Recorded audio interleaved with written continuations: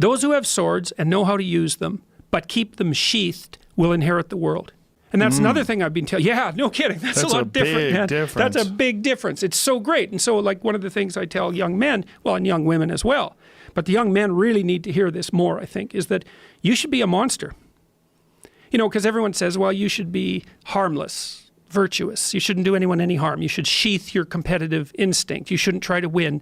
You know, you don't want to be too aggressive. You don't want to be too assertive. You want to take a back seat and all of that. It's like, no. Wrong. You should be a monster, an absolute monster, and then you should learn how to control it. Do you know the expression, it's better to be a warrior in a garden than a gardener in a war? Right, exactly. That's exactly it. Yeah. And that's exactly right. And so when I tell young men that, they think, well, lots of them are competitive. They're low in agreeableness, you know, because that's part of being competitive temperamentally. It's like, is there something wrong with being competitive? There's nothing wrong with it. There's something wrong with cheating. There's something wrong with being a tyrant. There's something wrong with winning unfairly. All of those things are bad, but you don't want people to win? What's the difference between trying to win and striving? You want to eradicate striving? Well, it's the uncomfortable feeling that people associate with losing. When they've personally experienced it, they look at losing as they've been oppressed or they've been hurt. But what they don't understand is that is the motivation for growth. And one of the most beautiful things that I think a young person can get involved in is martial arts, because martial arts teach you that in a way that very few things do. They teach you it in especially jiu-jitsu, because jiu-jitsu is so complex and there's so many possibilities to it that it attracts a lot of really smart people. If you think of jiu-jitsu, you would think of like brutish individuals engaging in this hard martial art. If you go to a real good jiu-jitsu school, you see nerds. You see a bunch of like really smart kids that really get obsessed with the possibilities of this physical language. This physical language also teaches you the consequences of not working hard, of not being prepared, of not understanding positions, of not doing due diligence and doing the work. And it's an amazing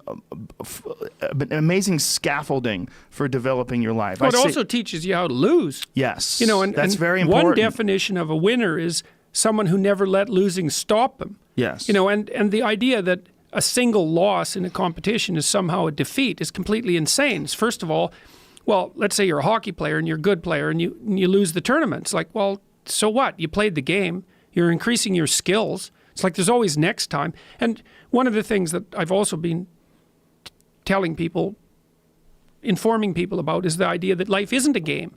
It's a series of games.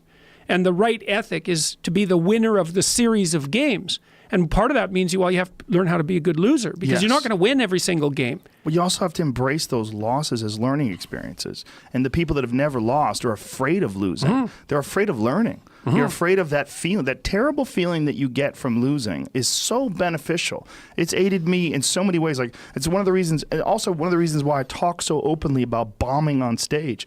And I do it with other comedians. I always want to tell people, yeah, I'm an established comedian. I've been a comedian for a long time. Let me tell you about like when I was 2 years in or 5 years in or 4 years ago. Like, let me tell you about some horrible moments on stage where it went wrong. Just so you understand, like, those things took me to another place. Because I realized I don't want to ever feel that feeling again.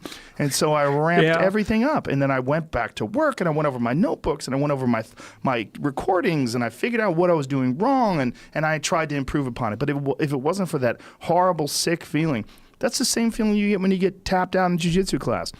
Same feeling you get when you lose a martial arts tournament or anything else. Losing is important. Well, you might also say, like, let's say that you can pick your level of competition in life to some degree. Okay, so let's say you pick a level of competition where you're always winning. It's like, well, all that means is you've picked the wrong level of competition. Yes. Because, you know, like, let's say you're a grandmaster chess player and all you do is play amateurs, and every night you go home and congratulate yourself on what a genius you are because you just stomp these people left, right, and center. It's like, you're not a genius.